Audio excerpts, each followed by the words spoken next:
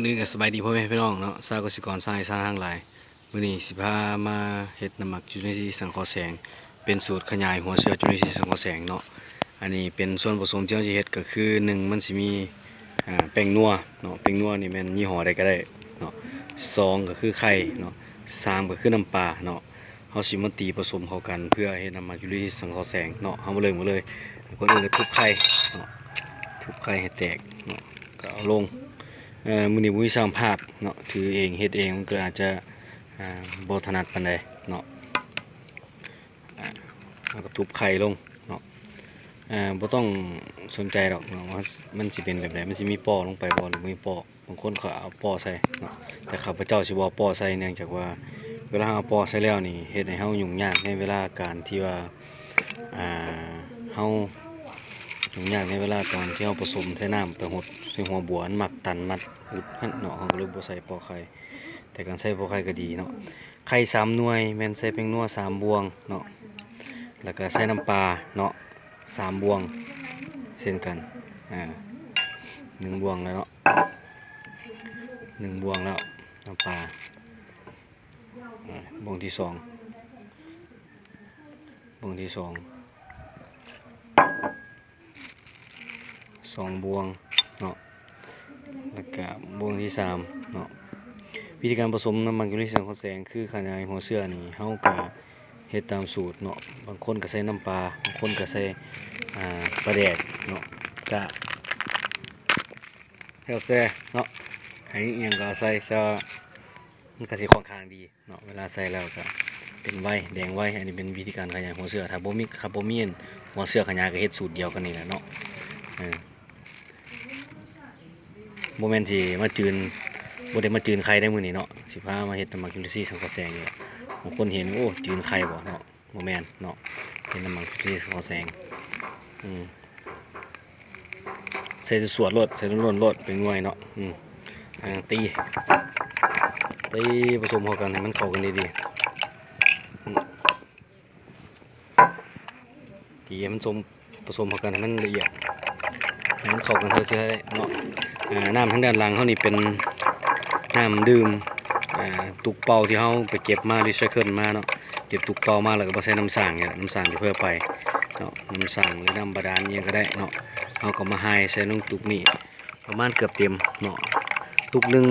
กับประมาณ 1.5 ลิตรเนาะหรือ 1,500 มมเนาะกะเขาสีใส่ไข่อยู่ประมาณ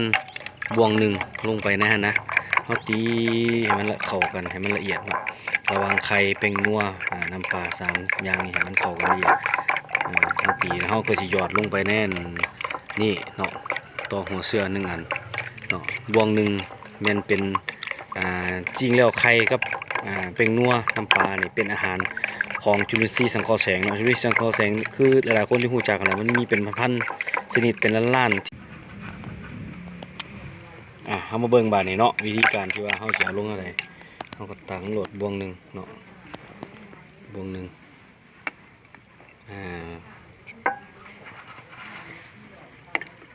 หยอดลงอันละบวงไปเลยเนาะเพราะว่ามันเป็นอาหารให้จุลินทรีย์สังเคราะห์แสงเราก็หยอดลงประมาณนี้เนาะบวงหนึ่งแต่ละตุกเป็นบวงหนึ่งเนาะเพื่อให้มันเข้มข้นเพื่อเป็นอาหารให้จุลินทรีย์สังเคราะห์แสงเราก็เสียลงประมาณนี้เนาะสีมันก็สิเป็นขุ่นๆนิดนึงเนาะเราก็เสียลงอันละบวงเนาะเฮ็ดน้ำหมักจุลินทรีย์สังเคราะห์แสงเฮ็ดแล้วเราก็สั้นอัดฟ้าตากแดดไว้อันนี้สูตรโดยทั่วไปที่ว่าเขายังไม่มีหัวเสื้อก็เฮ็ดแบบเดียวกันนี้เลยพี่น้องเนาะมีแต่อัดฟ้าไว้แล้วก็สั้นตากแดดไว้ข้าพเจ้ามีหัวเสื้อแล้วข้าพเจ้าก็จะหัวเสื้อเทใส่อีกเพื่อให้มันเป็นไว้มีหัวเสื้อแล้วเนาะเขาบ่ต้องคือจังไรหรอกว่า2บวง3บวงเนาะเขาเทลงเกือบเต็มปล่อยไว้ประมาณ5 ซน6 ซนเพื่อให้มันมีออกซิเจนในหายใจต่อไปเนาะกินมันก็สิอยากแห้งๆหน่อยนึงแต่ถ้าว่ากินที่มันเป็นแล้วเนาะมันก็สิบ่กินแห้งบ่ได้แต่ถ้ามันยังบ่เป็นกินมันสิเอาแห้งหน่อยนึงก็เป็นน้ำหมักจุลินทรีย์สังเคราะห์แสง ใส่ไว้หดต้นไม้หดสวนหดผักเนาะช่วยเร่งไนโตรเจนในรากพืชเนาะเพิ่มสารอาหารให้ต้นไม้เนาะทุกที่มันเป็นแล้วข้าพเจ้าเฮ็ดเบิ่งนี่ก็สิได้หลายประมาณ5-6 ตุกเนาะขึ้นอยู่กับปริมาณที่เฮาจะถอกลงเนาะประมาณ5-6 ตุกนี่แหละเนาะต่อหัวเสือจุลินทรีย์สังเคราะห์แสงตุกหนึ่งก็สีประมาณนี้เนาะให้พี่น้องได้เบิ่งหลังจากนั้นเฮาก็ปิดฝามันเนาะปิดฝาสั่นเห็นบ่สังเกตเห็นมันสีแดงเลยเนาะพี่น้องเนาะสังเกตมันสิเห็นมันสีแดงเลยเพราะว่าเฮามีหัวเสือถอกซะแล้วมันก็สิเป็นไว้แน่หน่อยนึงเนาะมันก็สีแดงเลยวิธีการเฮ็ดก็คือว่าก่อนจะผสมก็เทลงหน่อยนึงสั้นๆก่อนเนาะสั้นแล้วก็เทลงเลยพี่น้องน้ำมันยูริสังเคราะห์แสงนี่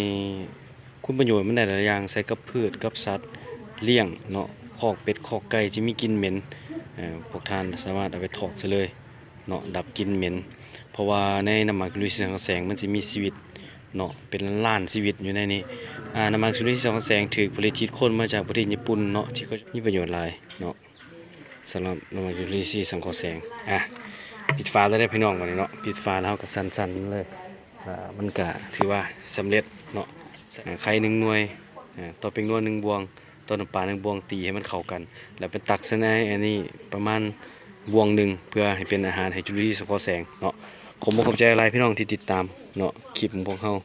เท่าน่ะสิมาลงให้เบิ่งใหม่เท่าน่ะเนาะขอบใจอะไร